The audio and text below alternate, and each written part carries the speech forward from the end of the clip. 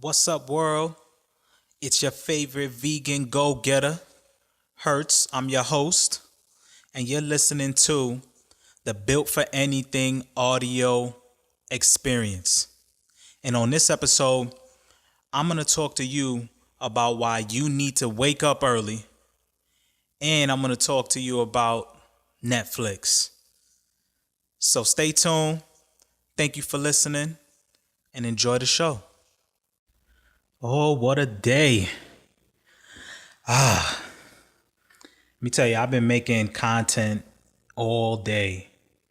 While I was at the gym this morning, it came to my mind certain ideas and topics for videos.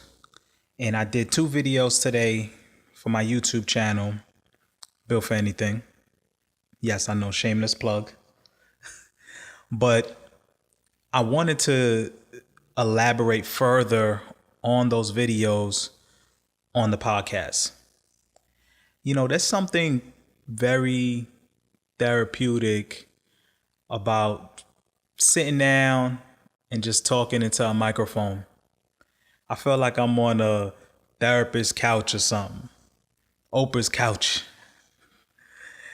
You get to just speak from your heart. Obviously you can edit it, but for now, I'm just going to keep it 100% raw. And so let's get right into it. One of my videos today talked about what I feel every successful person should know, or those that want to be successful, I should say. Because I study a lot of people. I like to, when I wake up in the morning, I listen to something motivational, because I believe that how you start your day is going to dictate your pace. So if you wake up in the morning and you're listening to negativity, it's gonna bog you down. Like, you're already starting your day in a negative. So I like to get a head start on my day. And I realized that there's one thing that I notice in common with a lot of successful people. And one thing that I've been applying to my life recently. And I realized that, man, I should have been doing this a long time ago. And that is waking up early. And basically just grinding. Because even if you don't wake up early, there's those who stay up late. Because I understand that people are going to be listening to this and you might be saying to yourself, well, man, I work at night, or I get home at 8 in the morning. People got different jobs. Some people got day jobs. Some people got night jobs. But I think the rule of thumb is this. Most successful people have, on average, maybe 6 hours of sleep, 7 if you're lucky, and they work all the other time. And when I looked at a statistic, and it said that most Americans wake up at 6:30 to 7 o'clock. While most entrepreneurs, CEOs, top athletes, when I look at their schedule, they're waking up most of the time 4 a.m. on average. And I'm saying, damn, who wants to wake up at 4 a.m.? These are people who have millions of dollars. They have every reason to just say, I'm going to lay on this big old bed with these nice pillows, these nice sheets. And, most of these athletes, actors and actresses, you probably got a beautiful lady next to you. You got no reason to get up early. But yet, it's the one formula that I see is consistent. And here's why. We all get 24 hours in a day. Doesn't matter who you are, right? Unless you're some sort of alien, you ain't getting 25, 26 hours. You're getting 24 hours. So what you do with those 24 hours is going to determine what your success is going to be. Now, does this mean that you just simply work the entire time that you're not sleeping? No, I'm not going to say that. But I think when you have a schedule, it says a lot about what your priorities are. Because there's a saying, if you want to know how successful somebody can be, just look at their schedule. Because if you waste a lot of time, like most people do, like who doesn't have an hour to waste here or there? Most people do. It's just that we spend it either in front of the TV, happy hour. You know, we just try to chill. The entire time that we're not working, it's all about what can I do to just relax. And you could fill in that time pursuing your goal. And so I did some research, and I looked into people like Tim Cook, which is the CEO of Apple. He wakes up at 4:30 a.m.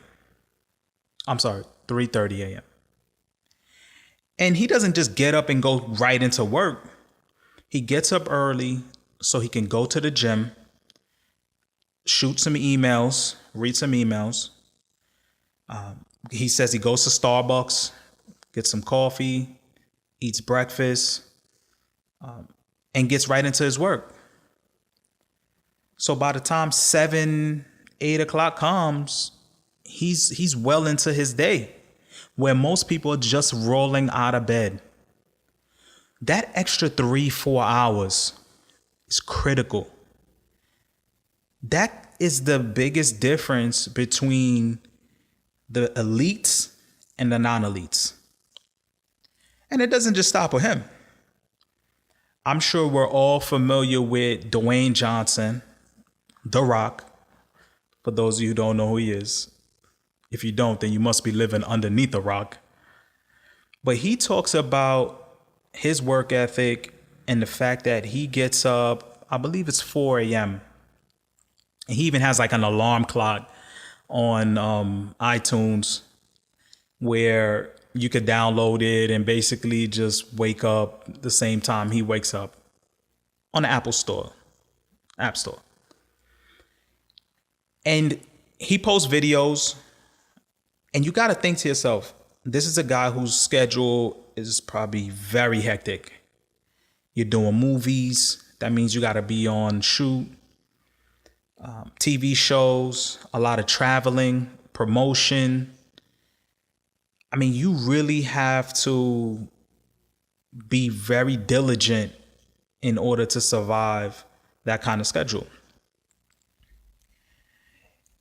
And Kevin Hart is another person who just adopted that same mentality.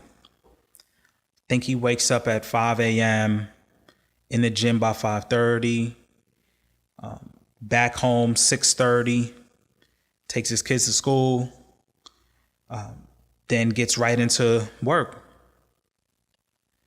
and so on and so on. I think the CEO of Twitter, he basically wakes up at 4 a.m. and the first thing he does is go for a 6-mile run. These are people who don't have to do this. They have all the money. But I like what Kevin Hart said. He understood that if you're going to have this kind of lifestyle where you're in such a demand, where there are things that you're trying to accomplish, you have to take care of your body. You have to. It's the reason why when you're on an airplane, they say to you, when they're going over their precautions on if something happens to the plane and you have to jump out, they have to make sure that you understand You have to put on the oxygen mask on yourself first before you help the next person. Why don't they just tell you to help the next person? Because you can't help someone else if you can't even help yourself. So part of taking care of your body, mentally, spiritually, physically, is so you can be the best version of yourself in order to take care of the people that you care for. And people try to circumvent that. Instead, they want to destroy themselves by eating bad, having bad habits, and they just figure, hey, as long as I provide and put food on the table, I'm doing a great job. That's not the case if before you reach your 50s, you're already too sick to hang out with your kids.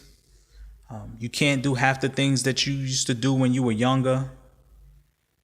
And God forbid, you pass away sometime in your 60s and your family is just left with the pieces.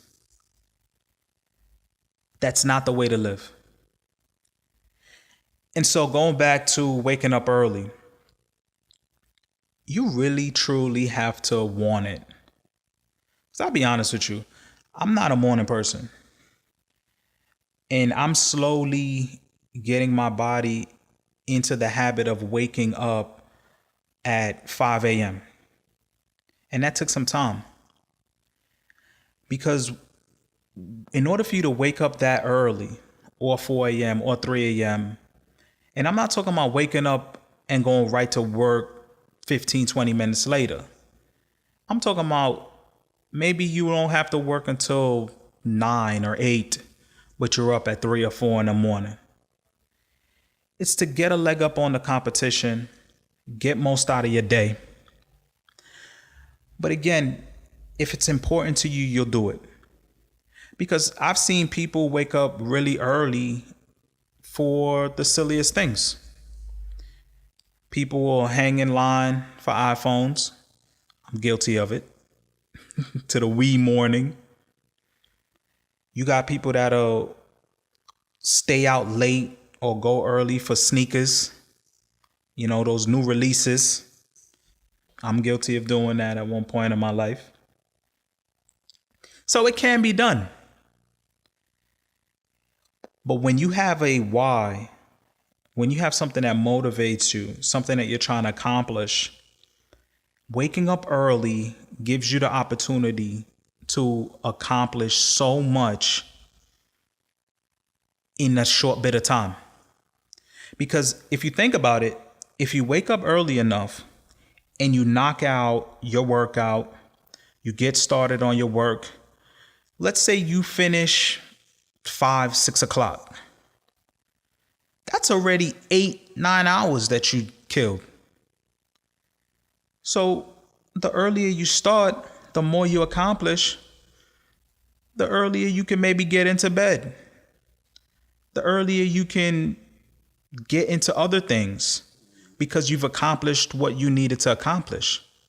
But when you wake up late, or when you wake up 8 o'clock, 9 o'clock, 10 o'clock, before you know it, it's midday. You maybe did one workout, accomplished one of your goals, and before you know it, the sun is down, and that's it. You gotta think about it like this. Everyone around you is your competition. And everybody's not super talented. Even the people who are successful, it's not because of talent. It's not because they're super smart or smarter than you. It's because they realize that they want it more than you. And they're willing to do the things that you're not willing to do. I mean, let's be honest here. If I told you I'd give you $5 million to be here at 5 a.m., you're not going to get there at 4:59. You're not going to get there at 4:50. You damn sure ain't going to get there at 5 a.m. You will be here at 4:30, 4 o'clock. Most of you listening. Just be honest. I know I be there 3:30 with a smile on. Rain, sleet, hail, don't matter. It's because of the goal. It's what you're getting in return is so valuable to you, you're willing to make the sacrifice. And even if I said, I'll give you 5 million if you did it for a week, you're going to do it for a week. 5 a.m. So when you hear people say they don't have the time for something, it just means that that particular thing isn't important to them. That's just facts. Because when something is important to you, you find a way. A lot of people that are successful today isn't because they came from rich families or they had the best education. It's because they wanted it and they were willing to outwork their competition. And that's the truth. People don't like to hear it. They don't like to confront reality. Because those people that take that route are going to last longer than the people who get there out of sheer luck or talent. Because talent runs out over time. Now, talent plus hard work, man, forget it. You know, I don't got a problem losing to that. But talent to somebody who didn't outwork me, nah. No, you gotta outwork me. And that should be your mentality too. So that's my thoughts on that. Definitely watch the video. And so I'm going to talk about now Netflix. Let me tell you something. Netflix has come a long way. I remember Netflix when they used to have the DVDs. Man, I remember it was a couple years ago. At the time, I used to tell my father, you know, get the membership. We get 2 DVDs. We send them back. We get a new one. We would create a list. And then all of a sudden they had like multiple lists. So I had a list. You know, my father had a list. My sister had a list. And that was when DVDs was the thing. Now, everything is digital. And I remember when they switched over to digital. And I was like, damn, man, no more DVDs, no more Blu-rays. And it's gotten so popular since then. Like, Netflix used to be the thing that you watch when you're trying to watch old movies. Movies that, like Demolition Man with Wesley Snipes. Just old movies. And then gradually it started to become like its own network where they provided their own shows exclusively to them.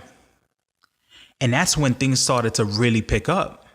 Nowadays, if you don't got Netflix, something wrong with you. I think even a homeless person got a Netflix subscription. You know, or if you're not paying for it yourself, you was borrowing the username from somebody else. But why do I bring that up, right? Netflix. Because they have so many subscribers, people are consuming content at a rapid pace. We're in a time in society where people want to be able to turn on the TV, watch what they want to watch, hopefully with no commercials, uninterrupted. And if they can't finish it, they'll come back to it later on and pick up right where they left off. That's the new television. And so when I talked about in my video about documentaries, I'm talking about the fact that Netflix has been contributing to a lot of people transitioning into veganism. Now, when you think about it, that's big because there are a lot of people who protest on the streets, And you still need that. But when you think about the audience that Netflix have, it really makes me wonder if the information was on national television regularly, the same way they have commercials for Burger King, Arby's, and all these other meat and dairy products, how many people would stop and say to themselves, you know what? I think I need to look into that. It really makes me wonder. Because I myself got converted to veganism through watching documentaries. I think at the time it was Cowspiracy. So I know firsthand the power of information being right at your fingertips. Because let's be honest, most people don't want to read books. I mean, we're in a digital society. Twitter is the new news. If you want to know what's going on, you go to social network before you turn on the TV. So people aren't reading books like they used to. And I've mentioned on many occasions, I've learned more skills watching YouTube than I did in college. That's because you have a lot of people today willing to share information that is useful, practical information. When you go to a job, regardless of your education, they have to train you. So when you get on the work training, is different than when you're sitting on the sidelines just reading a book. So when I look at documentaries, I'm saying, okay, I'm able to sit back, uninterrupted, watch visuals of information and absorb it the same way people absorb music, right? You ever realize you'll know your favorite song within 2 or 3 listens, word for word. But it's hard for you to memorize maybe certain subjects at school. I'm trying to learn a new language, and I'm realizing the importance of immersion. And for those of you who don't know what that is, that's basically where you dive into the culture of the language and you surround yourself with the language, and it forces you to adapt. It's the same way kids are able to pick up on different languages because they're around it so much and their mind is like a sponge. So as adults, we lose that skill. So when we put ourselves in those situations, it forces our mind to adapt. So I turned my cell phone into Spanish. I have Spanish cue cards that I keep around my apartment, and I study throughout my day.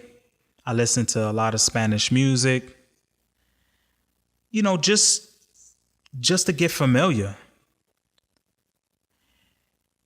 And so when it comes to the documentaries, the fact that you're able to watch all these documentaries, absorb all this information at once, it's going to pique your curiosity, I should say. And that's big. And so I don't think even Netflix truly understands the dynamic, because I have a feeling as more and more people start to use these documentaries and convert and transition to veganism or a plant-based diet, and these corporations start losing money, they're going to start putting pressure on Netflix saying, hey, you can't show these documentaries on here. It's hurting us. I wouldn't be shocked if that's happening, because you got people like Neo who came out and said, after watching What the Health, He decided to go into a plant-based diet. I talked about in one of my videos, Manco Fit, Masi Arias, who is on Instagram as well as Twitter, very popular female who is in the bodybuilding scene, personal trainer for a lot of celebrities. And she just went vegan just by watching What the Health documentary.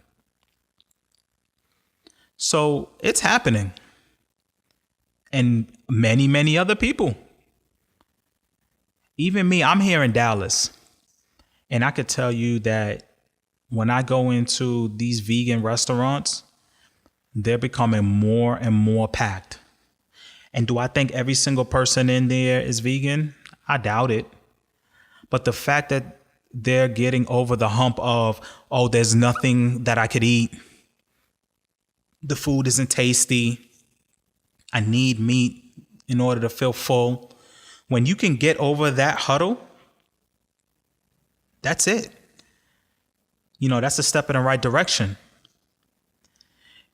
And so I hope one day to do a documentary surrounding my journey. And because I think that people of my nationality, now I'm from Caribbean descent. And why that's important is because someone like myself is the last person you expect to go vegan. Because when you think about someone who's vegan, they attach things like, you're a hippie or you're upper middle class, upper class Caucasian person with a lot of money so you can afford to eat that way. You're not thinking of someone who's surrounded by KFCs, Popeyes, McDonald's, Burger King, where you're raised in a household where nobody in your family's vegan or plant-based. I'm not supposed to have been that person. So I can speak from experience. I can relate to those people who don't know, because I didn't know at one point. So these documentaries do work. And I think as more and more come out, and the more people are subscribed to Netflix now than ever before, the exposure is going to be very, very positive. And we're going to see an uptick in people transitioning over to veganism. And you're going to see more businesses, which is good.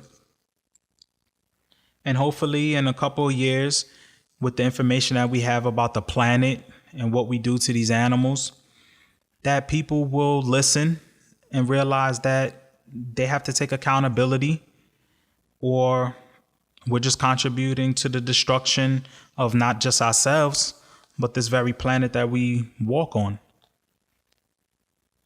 Now, you're going to get a lot of people that's going to try to debunk, which I mean, I don't know what is there to debunk.